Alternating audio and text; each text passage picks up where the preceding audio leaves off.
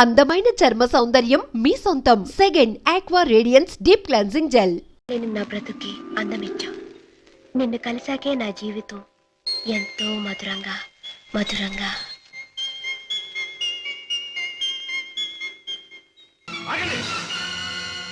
నాగులు ఇతనెవరో తెలుసా?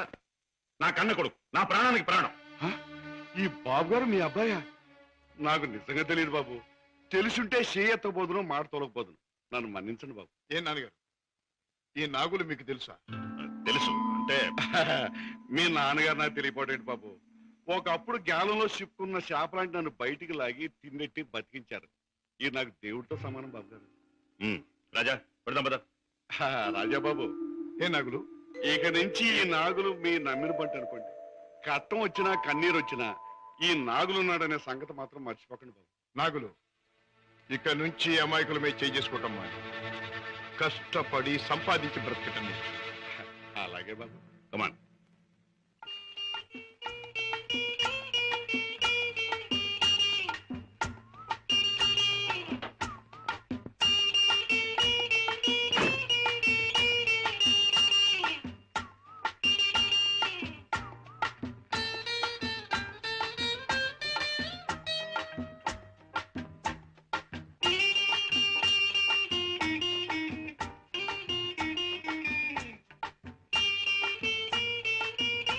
Very good, very good, very good. నాతో dance చేస్తావా? నీతో పోటీ చేస్తే నేను ఓడిపోవడం ఖాయం రా. కింద పడేస్తావు. దింపు తాతయ్య. నువ్వు ముద్దిస్తే గాని దింపనరా.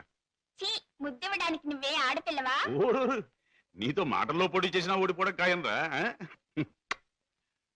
రామయ్య బాబు, పద్మ వచ్చిందా? ఏం డాడీ, మీ ఆరోగ్యం అది? బాగానే ఉందమ్మా. పద్మ, మీ కాపురాన్ని గురించి ఎప్పటికప్పుడు వింటూనే ఉన్నాను. కిషోర్ పట్టుదలకి, ప్రయోజకత్వానికి చాలా ఆనందిస్తున్నానమ్మా.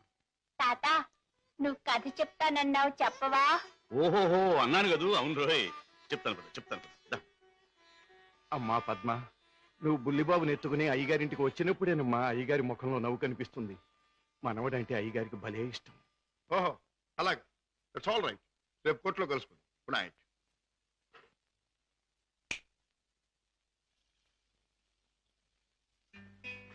డాడీ, ఇలా వచ్చారేమిటి? అయిపోతున్న వయస్సు, అలసిపోయిన మనస్సు మనిషికి గమ్యం దగ్గర పడుతుందని తెలియజేస్తాయి కదా. అలాంటప్పుడు మిగిలిపోయిన కోరికలన్నీ త్వరగా తీర్చుకోవాలని ఆశపడతాడు మనిషి. It's natural. అవునా? మీ మనసులో ఉన్న కోరిక ఏమిటి? రాజా, చీకట్లో ఒక చిన్న దీపం ఎంత వెలుగునిస్తుందో, ముసలితనంలో ఒక పసివాడు తాత అని పిలిస్తే అంత ఆనందం కలుగుతుంది. కళ్ళకు వాడంత వెలుగవుతాడు అని రామయ్య తరచూ చెబుతుంటాడు. అప్పుడు మీరేమనేవారు? నేనా? నిజమేనని ఒప్పుకునేవాడిని. రాజా, అనుక్షణం బిజినెస్ వ్యవహారాల్లో పడి కన్నబిడ్డలకు జరపవలసిన ముద్దు ముచ్చట్లు మర్చిపోతున్నానేమో అనిపిస్తుంది. అందుకే పద్మ తన పెళ్లి తాను చేసుకుంది. ఆ పెళ్లి కళ్ళారా చూసి అదృష్టం పోగొట్టుకున్నాను. కానీ రాజా, నీ విషయంలో మాత్రం అలా జరగదు. నీ మనసులో ఎవరైనా ఉంటే చెప్పు, నేను అభ్యంతర పెట్టను. మనస్ఫూర్తిగా ఒప్పుకుని దీవిస్తాను. Thank you daddy, thank you. Good night. Good night. అవును బాస్, ఆ రంగయ్యని మీరు ఎలాగైనా రక్షించాలి. అసలు ఆ రంగయ్య ఎవరు? మా ఇంటి దగ్గర ఉండే టాక్సీ డ్రైవర్. మనిషి ఎంతో మంచివాడు, అమాయకుడు. చెయ్యని నేరానికి అన్యాయంగా జైలు పాలయ్యాడు. అతని మీద ఆధారపడ్డ అతని కుటుంబం అంతా చాలా బాధపడుతున్నారు. బాస్, మీరు ఎలాగైనా రక్షిస్తే వాళ్ళ కుటుంబానికి సాయం చేసిన వాళ్ళు అవుతారు. అలాగే సీత, ఈ కేసు నేను టేకప్ చేస్తాను. నేరస్తుల్ని శిక్షించడమే కాదు, అమాయకుల్ని రక్షించడం కూడా న్యాయవాదుల బాధ్యత, కర్తవ్యం. It's my duty. రంగయ్య, తప్పు చేయని వాడు దేనికి భయపడక్కర్లేదు. నీకు జరిగింది ఏమిటో చెప్పు. చెబుతాను బాబు, చెబుతాను. బెస్తపేటలో ట్యాక్సీ పెట్టి కూర్చున్నాను. ఇంతలో ఓ పెద్ద మనిషి చేపల గంప డిక్కీలో పెట్టించి ట్యాక్సీ ఎక్కి కూర్చున్నాడు.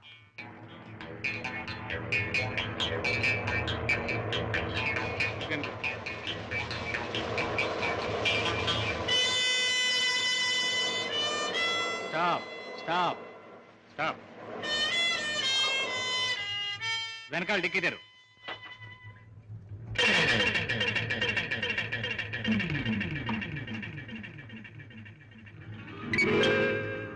చేపల గంప ఎవరిది? నాది కాదు సార్, ట్యాక్సీలో వచ్చిన వారిదండి. అలాగా.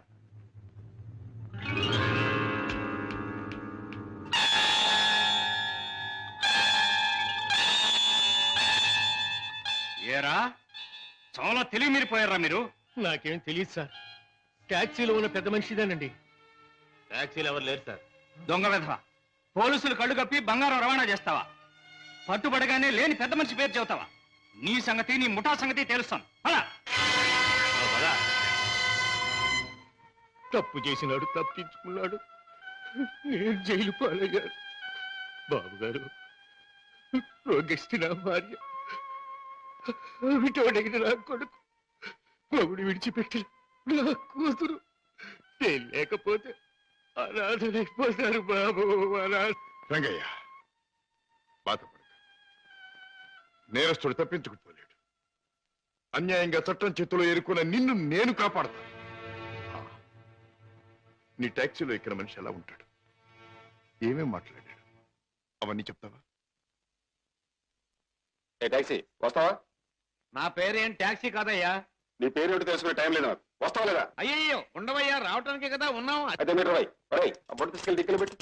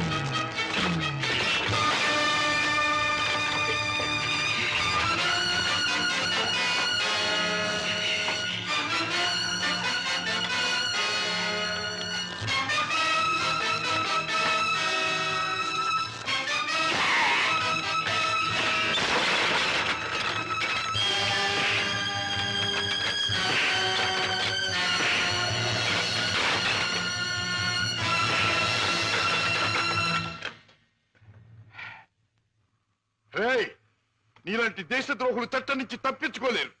నీలాంటి దుర్మార్గులు ఈ స్మగ్లింగ్ నేరాలు చేస్తూ ఉంటే పాప అమాయకులు శిక్షించబడుతున్నారు. నువ్వు చేసిన వెధోపరికి పాప టాక్సీ డ్రైవర్ జైలు పాలయ్యాడు. పెద్ద దేశభక్తునంటూ నేరస్తులను పట్టుకుంటాను, దేశద్రోహులు శిక్షిస్తానని కబుర్లు చెప్పే నీ ఇంట్లోనే ఉన్న పెద్ద దేశద్రోహి. ఏమిటి మీ నాన్న ఒక పెద్ద స్మగ్లర్ చేస్తాం.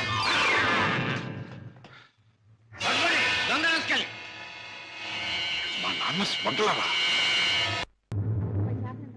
5 రూపాయలు ఇదిగో, ఇక్కడ రౌడీ నాకు లేవడు. ఆడితో ఎందుకు బాబు గొడవ? మీ దారి మీరు వెళ్ళిపోండి. పెడతాను కానీ వాడు ఎక్కడున్నాడో చెప్పండి. ఇక్కడే ఉన్నాను బే.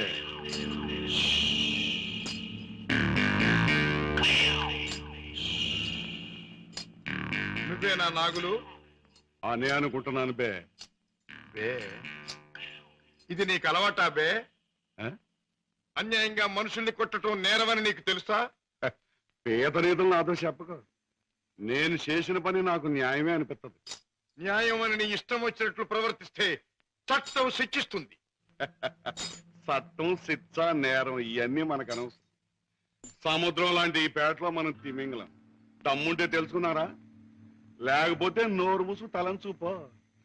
అంతేగాని ఈ నాగులుగాడి దగ్గరకు వచ్చి రూల్స్ గిల్స్ అంటే తల మీద బొమ్మిడలు ఏం చేయగలరు. మన గురించి కావాలంటే ఈ పేటలో ఈ సన్నాసినే అడుగు. అవునులే, పేటలో పెద్దగా మురిగే ప్రతి కుక్క గురించి ప్రతి సన్నాసికి తెలిసే ఉంటుంది. మాటలతో నన్ను రెచ్చగొట్టకు. పొసు కొట్టేయగలను. కొట్టక కూరలు పీకేయగలను. అంత మునగడివా?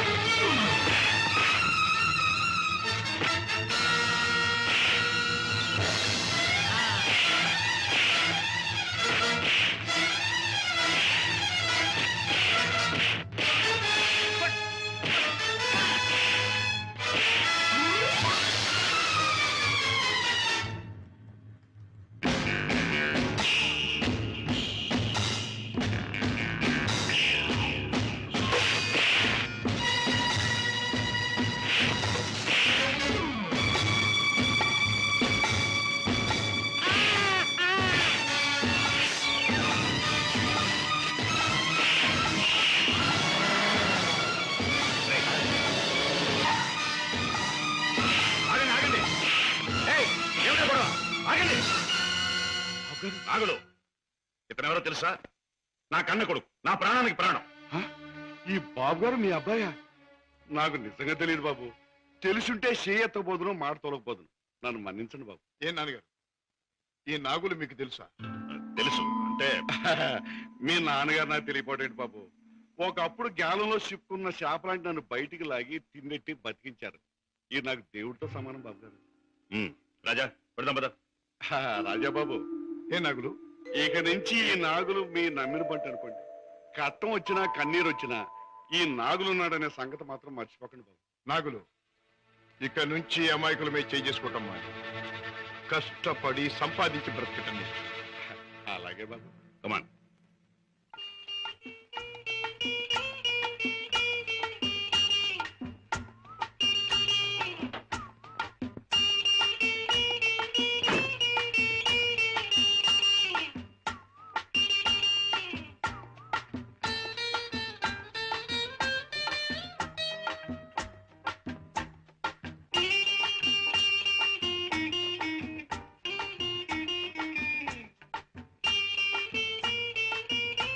Very good, very good, very good. నాతో డాన్స్ చేస్తావా? నీతో పోటీ చేస్తే నేను ఓడిపోవడం ఖాయం రా. కింద పడేస్తావు. దింపు తాతయ్య.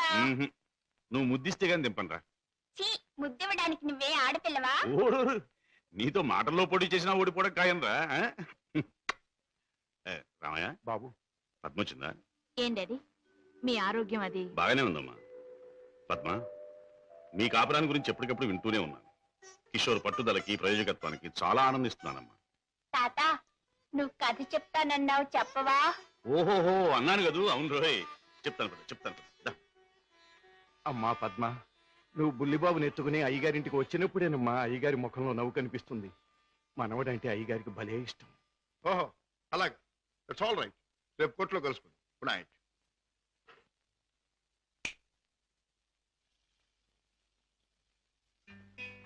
డాడీ, ఇలా వచ్చారేమిటి?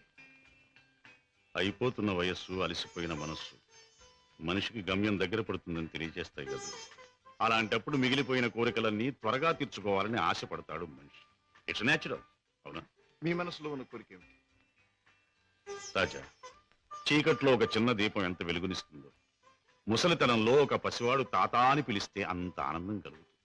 కళ్ళకు వాడంత వెలుగవుతాడు అని రామయ్య తరచూ చెబుతుంటాడు. అప్పుడు మీరేమనేవారు? నేనా? నిజమేనని ఒప్పుకునేవాడిని. రాజా, అనుక్షణం బిజినెస్ వ్యవహారాల్లో పడి కన్నబిడ్డలకు జరపవలసిన ముద్దు ముచ్చట్లు మర్చిపోతున్నానేమో అనిపిస్తుంది.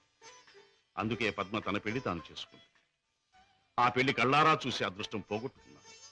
కానీ రాజా, నీ విషయంలో మాత్రం అలా జరగదు. నీ మనసులో ఎవరైనా ఉంటే చెప్పు, నేను అభ్యంతర పెట్టను. మనస్ఫూర్తిగా ఒప్పుకుని దీవిస్తాను. Thank you daddy, thank you. Good night. అవును బాస్, ఆ రంగయ్యని మీరు ఎలాగైనా రక్షించాలి. అసలు ఆ రంగయ్య ఎవరు? మా ఇంటి దగ్గర ఉండే టాక్సీ డ్రైవర్. మనిషి ఎంతో మంచివాడు, అమాయకుడు. చెయ్యని నేరానికి అన్యాయంగా జైలు పాలయ్యాడు. అతని మీద ఆధారపడ్డ అతని కుటుంబం అంతా చాలా బాధపడుతున్నారు. బాస్, మీరు ఎలాగైనా రక్షిస్తే వాళ్ళ కుటుంబానికి సాయం చేసిన వాళ్ళు అవుతారు. అలాగే సీత, ఈ కేసు నేను టేకప్ చేస్తాను. నేరస్తుల్ని శిక్షించడమే కాదు, అమాయకుల్ని రక్షించడం కూడా న్యాయవాదుల బాధ్యత, కర్తవ్యం. It's my duty. రంగయ్య, తప్పు చేయని వాడు దేనికి భయపడక్కర్లేదు. నీకు జరిగింది ఏమిటో చెప్పు. చెబుతాను బాబు, చెబుతాను. బెస్తపేటలో ట్యాక్సీ పెట్టి కూర్చున్నాను. ఇంతలో ఓ పెద్ద మనిషి చేపల గంప డిక్కీలో పెట్టించి ట్యాక్సీ ఎక్కి కూర్చున్నాడు.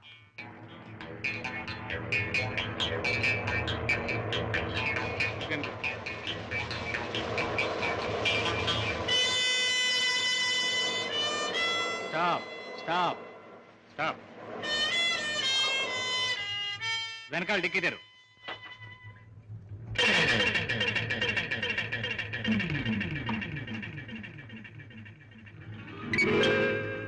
ఈ చేపల గంప ఎవరిది? నాది కాదు సార్, ట్యాక్సీలో వచ్చిన వారిదండి. అలాగా.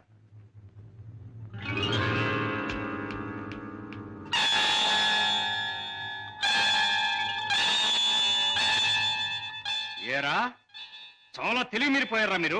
నాకేం తెలియదు సార్, ట్యాక్సీలో ఉన్న పెద్ద మనిషిదేనండి. ట్యాక్సీలు ఎవరు లేరు సార్. దొంగ వెధవ, పోలీసులు కళ్ళు కప్పి బంగారం రవాణా చేస్తావా? పట్టుబడగానే లేని పెద్ద మనిషి పేరు చెబుతావా? నీ సంగతి, నీ ముఠా సంగతి తెలుస్తాను. అలా తప్పు చేసినాడు, తప్పించుకున్నాడు, నేను జైలు పాలయ్యాను. బాబు గారు, రోగిష్టి నా భార్య, విటోడైన నా కొడుకు, మొగుడు విడిచిపెట్టి నా కూతురు, నేను లేకపోతే అనాథలైపోతారు బాబు. రంగయ్య, బాధపడక. నేరస్తుడు తప్పించుకుపోలేడు. అన్యాయంగా చట్టం చేతిలో ఎరుకున్న నిన్ను నేను కాపాడతాను. నీ టాక్సీలో ఎక్కిన మనిషి ఎలా ఉంటాడు, ఏమేం మాట్లాడాడు, అవన్నీ చెప్తావా? ఏ టాక్సీ, వస్తావా? నా పేరేం ట్యాక్సీ కాదయ్యా. నీ పేరు ఏమిటి తెలుసుకునే టైం లేదు నాకు. వస్తావా లేదా? అయ్యయ్యో, ఉండవయ్యా, రావటానికే కదా ఉన్నాం. అయితే మీరు ఆ బొట్టు తీసుకెళ్ళి దిక్కులు పెట్టి.